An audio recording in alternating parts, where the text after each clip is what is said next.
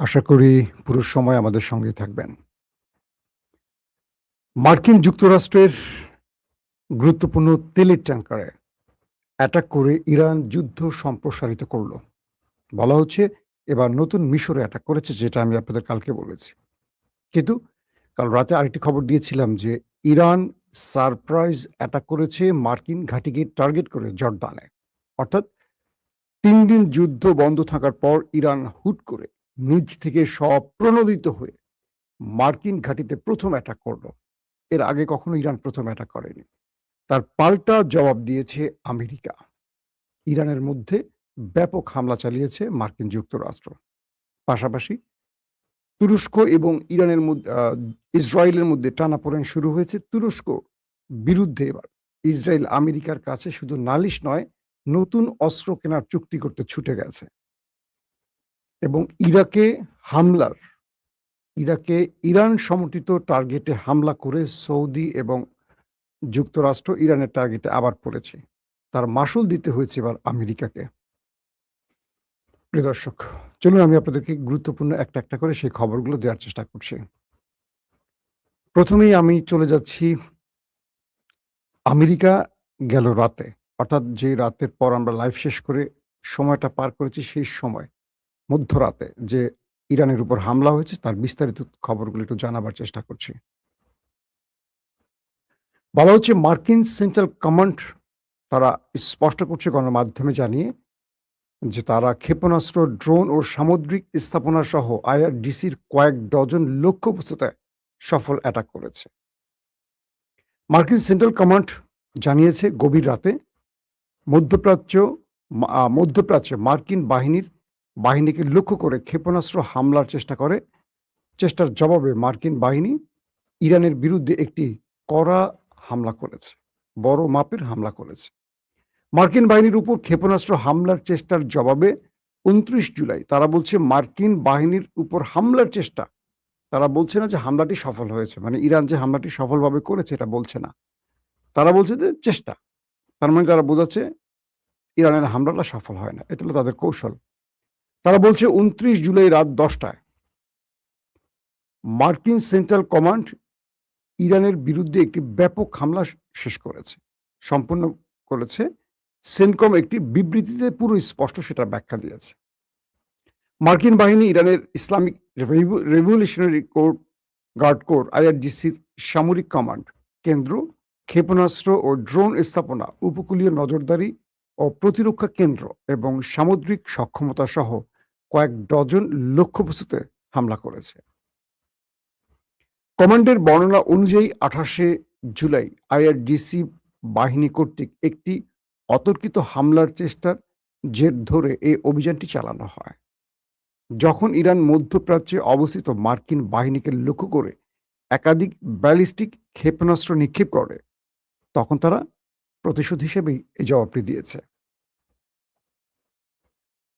পাশাপাশি ইরানের সব ক্ষেপণাস্ত্র সফলভাবে প্রতিহত করা হয়েছে এমনটিও দাবি করছে।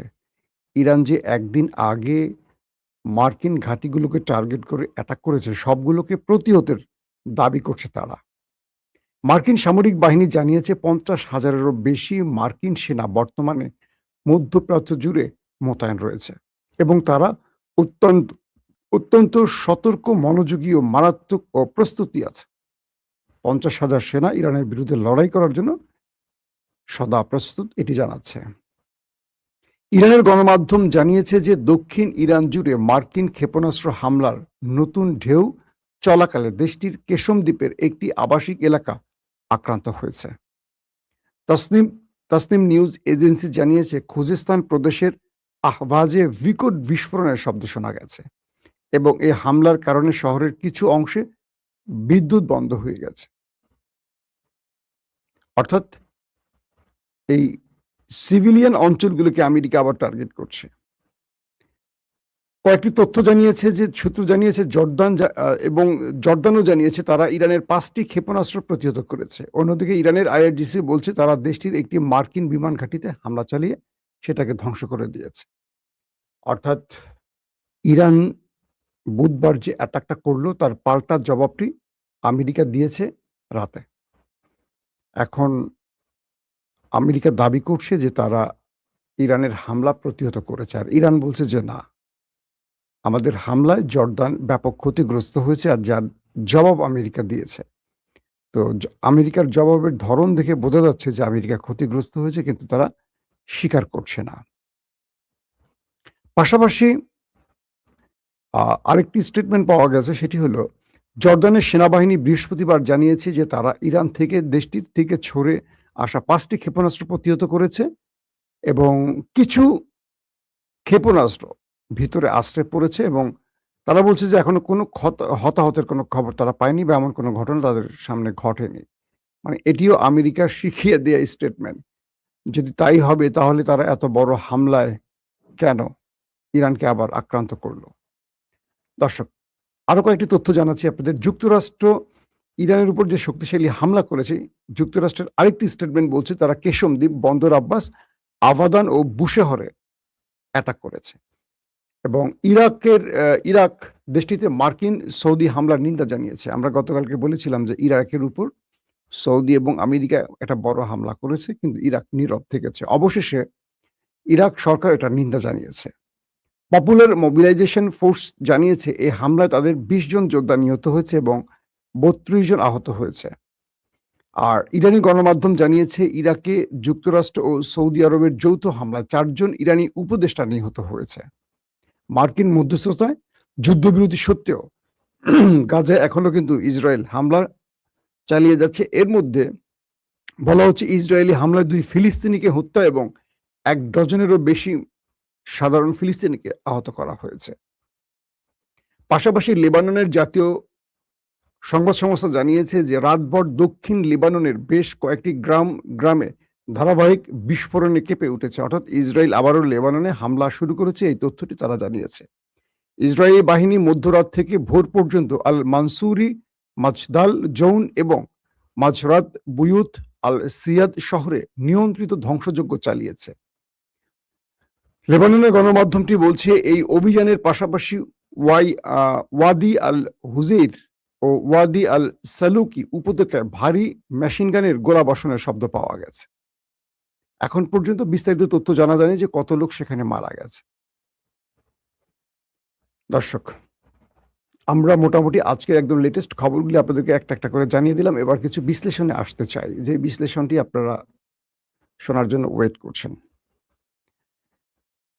প্রথম বিশ্লেষণটি হলো ইসরায়েলের নেতানিয়াহু এখন আমেরিকা আছেন।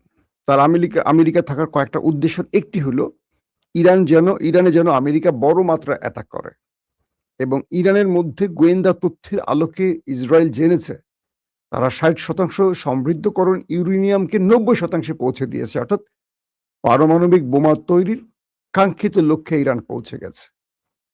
একটি সূত্র বলছে যে ইরান নিউক্লিয়ার তৈরি করে ফেলেছে, অর্থাৎ নিউক্লিয়ার ওয়ারহেড তৈরি করে ফেলেছে এবং শীঘ্রই ইরান তার খাইবার শেখান বা আরো যে নতুন ভেরিয়েন্টের মিসাইল তৈরি করেছে যেগুলো আপগ্রেডেড, সেই মিসাইলগুলোতে এই ওয়ারহেডগুলো বসিয়ে যে কোনো অঞ্চলে যে কোনো দূরসীমায় অ্যাটাক করতে পারে। তাই ইরানের উপর দ্রুত এই অ্যাটাকটা জরুরি। দ্বিতীয়ত হলো আমেরিকা যেন তুরস্ককে F-35 কোনোভাবে বিক্রি না করে, পাশাপাশি ভূমধ্য সাগরে তুরস্কের তাণ্ডব থেকে বাঁচার জন্য একটা নতুন চুক্তি করতে চায় ইসরায়েল আমেরিকার সাথে এবং সেখানে তারা চাচ্ছে যে একটা নতুন P-8 পোসাইডন আকাশযান এটা কেনার জন্য। এখন এটার যে ব্যয় বা এটার দাম, ইসরায়েল এটা কিনতে মানে খুব বড় রকম সংকটে পড়বে, কারণ যুদ্ধকালীন সময় তাদের অর্থনীতির মোটামুটি 12টা বেজে 13টা বেজে গেছে। তো আসেন, ইসরায়েল চাচ্ছে এখন তুরস্ককে ঠেকাতে, কারণ ইরানের পরই তাদের টার্গেট হবে তুরস্ক। আর তুরস্ক ইরানের মতো না, তারা আরো অনেক আধুনিক অস্ত্রের মালিক।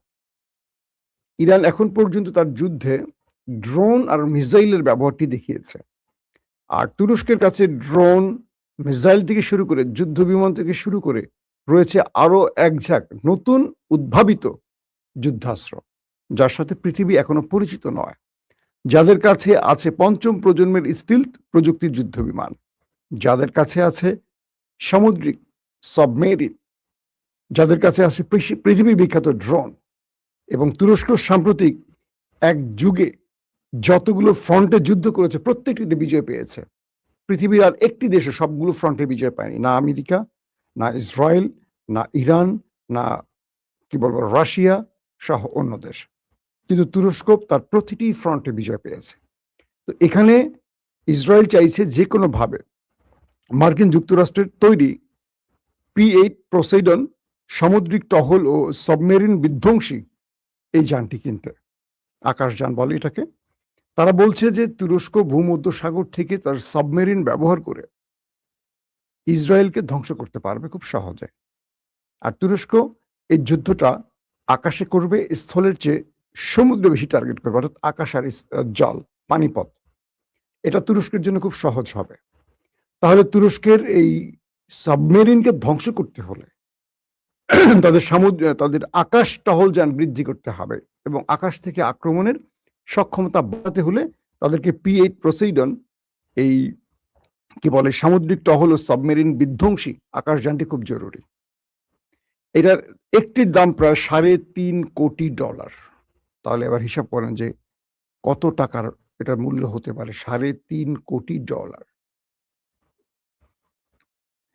তো এখন এটি কেনার জন্য আমেরিকার শরণাপন্ন হচ্ছে ইসরায়েল, এবং একটা চুক্তির মাধ্যমে এটা কিনতে চায়। দ্বিতীয় যে বিষয়টি হলো, গতকালকে ইরান আরেকটি দেশে তার আক্রমণ বৃদ্ধি করেছে, যদিও ইরান এটিকে স্বীকার করেনি। বলা হচ্ছে মিশরের দামিয়েত্তা যে LNG বন্দর আছে সেখানে হামলা হয়েছে। কি হয়েছিল আসলে ঘটনাটি?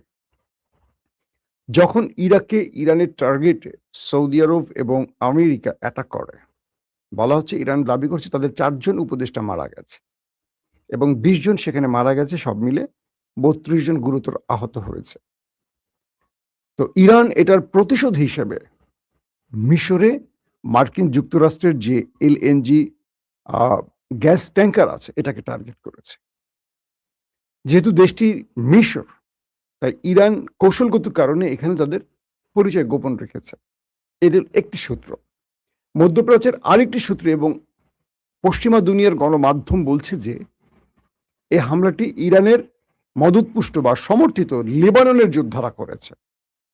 অর্থাৎ লেবানন থেকে বিশেষ ওয়ান ওয়ে ড্রোন ব্যবহার করে মিশরের লেবানন থেকে এই ওয়ান ওয়ে ড্রোন ব্যবহার করে ইরান সমর্থিত যোদ্ধারা, ইরানের তো জানেন প্রচুর প্রক্সি বাহিনী আছে, তারা মিশরের একটা দূরপাল্লা ওয়ান ওয়ে ড্রোন বা মিসাইলের মাধ্যমে তারা দামিয়েত্তা এই মিশরের LNG যে বন্দরটি সেখানে মার্কিন গ্যাস ট্যাঙ্কার উড়িয়ে দিয়েছে। এবং আমেরিকা এই আক্রমণের পর এটুকু বুঝতে পেরেছে যে এই অঞ্চলে ইরানের হাতে তারা নিরাপদ নয়, কারণ সিরিয়া তো ইরানের আক্রমণ হয়ে গেছে। যে সিরিয়াতে আক্রমণের কথা ছিল না বলে আমেরিকা সেখানে গোপনে আশ্রয় নিয়েছিল। তাদের সেন্টকমের উপরস্থ অফিসাররা, যুদ্ধের যে বড় বড় কর্মকৌশল ঠিক করা জেনারেলরা, তারা সিরিয়াতে বসে অনেক প্ল্যান করছিল, সেইখানেও পর্যন্ত ইরান হিট করেছে। এবার ইরানের আক্রমণটি মিশরে চলে আসা, তারা ঘাবড়ে গেছে যে তাদেরকেও আর বোধহয় ছাড় দেবে না, কারণ মিশরের হামলাটি ইরানের খুব কৌশলগত একটি টার্গেট। এবার মিশরের থাকা আমেরিকা প্রতিনিয়ত টেনশনে থাকবে, এবং আমেরিকাকে ইরান বোঝাচ্ছে যে তুমি পৃথিবীর যেই প্রান্তে আছো আমি আছি।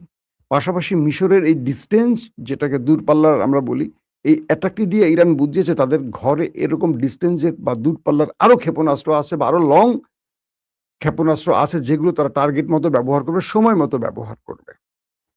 এদিকে ইরানের সময়সীমা প্রায় চূড়ান্ত, যে কোনো সময় ইউক্রেনে ইরান হামলা করবে, কারণ ইরানের একটি জাহাজে ইউক্রেন হামলা করেছে, এবং ইরান যখন ইউক্রেনকে ডেকে এনেছে তাদের অ্যাম্বাসেডরকে, তিনি এটার জন্য দুঃখ প্রকাশ করেছেন। শোনা গেছে কাল রাতে ইউক্রেন তার পররাষ্ট্রমন্ত্রী আব্বাস আরাকচি ইরানের পররাষ্ট্রমন্ত্রীকে ফোন দিয়ে দয়া ভিক্ষা চেয়েছে। তারা বলছে যে আমাদের ভুল হয়েছে জনাব, আমরা রাশিয়ার ফাঁদে পা দিয়েছি, আমাদেরকে এ যাত্রায় ক্ষমা করুন। আর ইরানের পররাষ্ট্রমন্ত্রী বলছে যে তোমরা আমাদের জাহাজে হামলা করে যে ক্ষতি করেছো তার ক্ষতিপূরণ দাও দ্রুত, বাঁচতে হলে, নতুবা আমাদের টার্গেট লক। যে কোনো সময় সুইচ টিপবো, তোমার গুরুত্বপূর্ণ কিছু একটা উড়ে যাবে। যেটা তুমি আমার ধ্বংস করছো তার চেয়ে ৪ গুণ মূল্যের কিছু আমি ধ্বংস করে দেব। তো এই পরিস্থিতিতে এখন ইউক্রেনের পররাষ্ট্রমন্ত্রী ইরানের পররাষ্ট্রমন্ত্রীর কাছে ফোন করে এখন দয়া ভিক্ষা চাচ্ছে যে, "আমাদেরকে অ্যাটাক করো না, আমরা ভুল করছি। আমাদের ভুলের মাসুল হিসেবে আমরা কি করতে পারি?" আর ইরান বলছে, "আমাদেরকে ক্ষতিপূরণ দাও।" যদি ক্ষতিপূরণ ইরান পেয়ে যায়, সেক্ষেত্রে অ্যাটাকটি হয়তোবা করবে না। কারণ ইরান আরেকটা ফ্রন্টে এখন যুদ্ধ ছড়াতে চাচ্ছে না। আমেরিকাকে আগে শায়েস্তা করে কন্ট্রোলে আনুক। আর যদি তারা কোনো ক্ষতিপূরণ না দেয়, সেক্ষেত্রে ইরান যেকোনো সময় শুনবেন যে অ্যাটাক করে বসছে ইউক্রেনে। প্রিয় দর্শক, আজকের মতো শেষ করছি। ইনশাআল্লাহ আজকে আবারও চেষ্টা করব বিকেল বা সন্ধ্যায় আরেকবার লাইভে আসতে। আর মধ্যরাতে থাকি আপনাদের সাথে প্রতিদিন। আল্লাহ সুস্থ রাখলে, ভালো রাখলে আপনাদেরকে এবং আমাকে আবারও দেখা হবে। সে পর্যন্ত প্রত্যেকে ভালো থাকবেন। আল্লাহ হাফেজ।